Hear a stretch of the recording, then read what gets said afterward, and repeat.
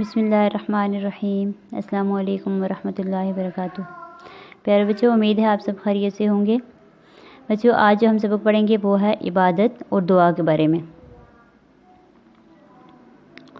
سبق شروع کرنے سے پہلے ہم اللہ تعالیٰ سے علم میں اضافے کے لیے دعا کریں گے۔ بسم اللہ الرحمن الرحیم۔ رب اشرح لی صدری ویسر لی امری واحلل عقدۃ من لسانی یفقہوا قولی رب زدنی علما رب زدنی علما رب زدنی علما۔ اے اللہ میرے علم میں اضافہ فرما۔ بچوں، اب ہم آتے ہیں اپنے سبق کی طرف۔ آج جو ہم سبق پڑھیں گے وہ ہے اذان کی فضیلت اور اہمیت۔ اب اذان کہتے کس کو ہیں؟ اذان کا لفظی معنی ہے کہ اعلان کرنا اور اطلاع دینا۔ نماز کا وقت ہونے پر عربی زبان کے چند مخصوص کلمات بلند آواز سے پڑھے جاتے ہیں۔ ان کلمات کو اذان کہا جاتا ہے۔ اذان سے مراد یہ ہے کہ لوگوں کو آگاہ کرنا، نماز کے لیے اطلاع دینا، نماز کے لیے بلانا۔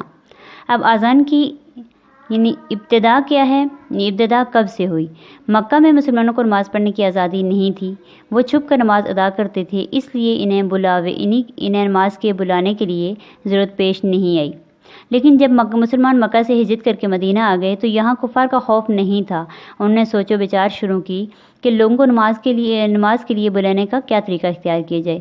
حضرت عبداللہ بن زید رضی اللہ تعالیٰ اسی سوچ میں مگن تھے، یعنی کہ اسی بارے میں سوچ رہے تھے کہ ان کو خواب میں اذان سکھائی گئی۔ وہ صبح نبی کریم صلی اللہ علیہ وسلم کے پاس آئے اور اپنا خواب بیان کرتے ہوئے کہا کہ میں اپنی نیند میں تھا، کہ یعنی نیند صحیح مکمل طور پہ سوئے ہوئے بھی نہیں تھے اور جاگ بھی نہیں رہے تھے، یعنی درمیانی حالت میں تھا، تو ایک شخص میرے پاس آیا اور اس نے مجھے اذان سکھائی۔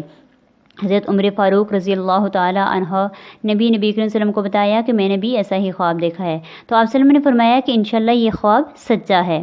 پھر آپ صلی اللہ علیہ وسلم نے حضرت عبداللہ بن زید رضی اللہ کو حکم دیا کہ آپ حضرت بلال رضی اللہ تعالیٰ سے اپنا خواب بیان کرو تاکہ وہ اذان سیکھ لیں۔ چنانچہ انہوں نے حضرت بلال رضی اللہ تعالیٰ کو اذان کے کلمات سکھائے اور وہ انہی کلمات کے ساتھ اذان دینے لگے۔ یعنی نماز اذان کی ابتدا جو ہے مکہ سے نہیں بلکہ مکہ سے مدینہ ہجرت کرنے کے بعد مدینہ سے شروع ہوئی۔ اب اذان کی فضیلت کیا ہے؟ اذان اسلام کی ایک اہم عبادت نماز کا اعلان ہے، اس لیے نماز کی طرح اس کی بھی بہت اہمیت ہے۔ حدیث میں اذان کی بہت فضیلت بیان کی گئی ہے۔ نبی کریم صلی اللہ علیہ وسلم نے فرمایا کہ جب نماز کے لیے اذان دی جاتی ہے تو شیطان بھاگ کر اتنی دور چلا جاتا ہے کہ جہاں تک اس کو اذان کی آواز نہ پہنچے۔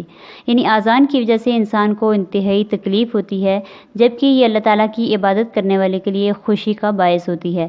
اذان کا بہت زیادہ ثواب ہے، اور اذان کی فضیلت یہ بھی ہے کہ اذان کو ہم خاموشی سے بالکل، یعنی جب اذان ہو تو ہمیں اذان کو بالکل خاموشی کے ساتھ سننا چاہیے۔ اگر اذان کی اتنی فضیلت ہے کہ اگر بندہ قرآن مجید کی تلاوت کر رہا ہو تو اذان شروع ہو جائے تو ہم قرآن مجید کو وہیں پہ بند کر کے اذان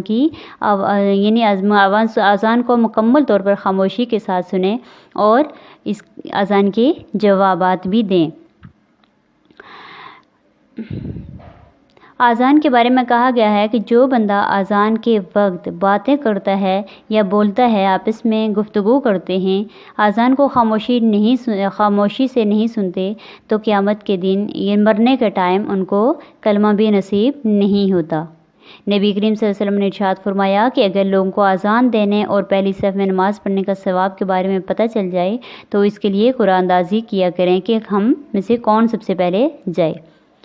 اب اذان کا طریقہ یہ ہے کہ مؤذن جو ہے قبلے کی طرف منہ کر کے کھڑا ہو جائے اور شہادت کی انگلیاں اپنے کانوں میں ڈال دے اور اذان کے مندرجہ الفاظ بلند آواز سے کہے۔ اب اذان کے جو ہیں اللہ اکبر یہ 2 مرتبہ کہے گا کہ اللہ سب سے بڑا ہے، اللہ سب سے بڑا ہے۔ اشہد اللہ الہ الا اللہ، میں گواہی دیتا ہوں کہ اللہ کے سوا کوئی عبادت کے لائق نہیں۔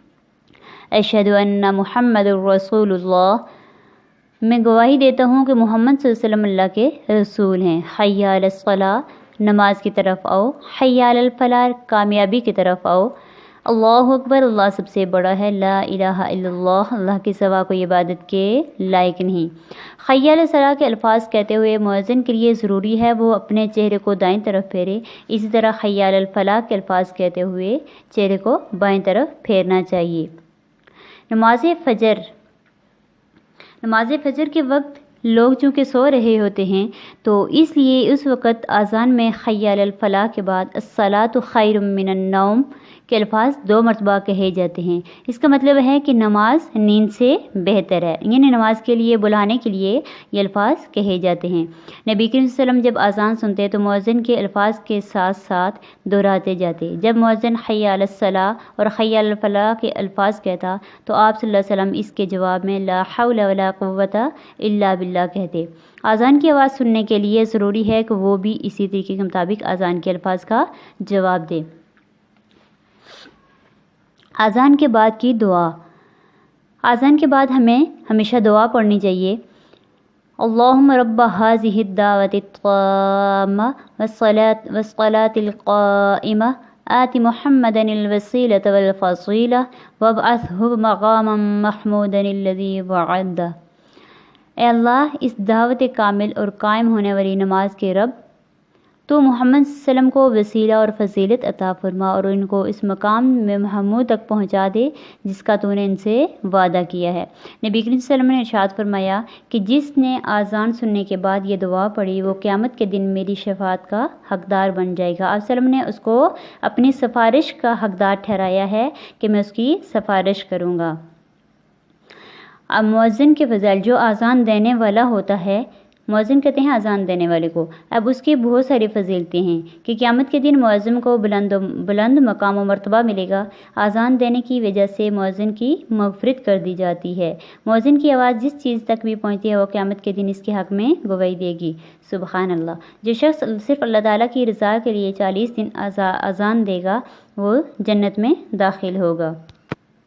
اس لیے ہمیں اذان کے وقت بالکل خاموشی اختیار کرنی چاہیے، اذان کو خاموش ہو کے سننا چاہیے اور اذان کا جواب بھی دینا چاہیے۔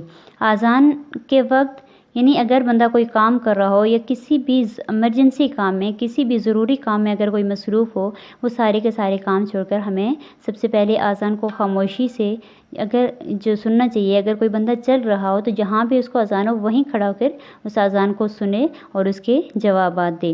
اللہ تعالیٰ ہم سب کو اس پر عمل کرنے کی توفیق عطا فرمائے۔ امید ہے پیارے بچوں آپ کو آج کا یہ ٹاپک سمجھ آ گیا ہوگا۔ اللہ حافظ۔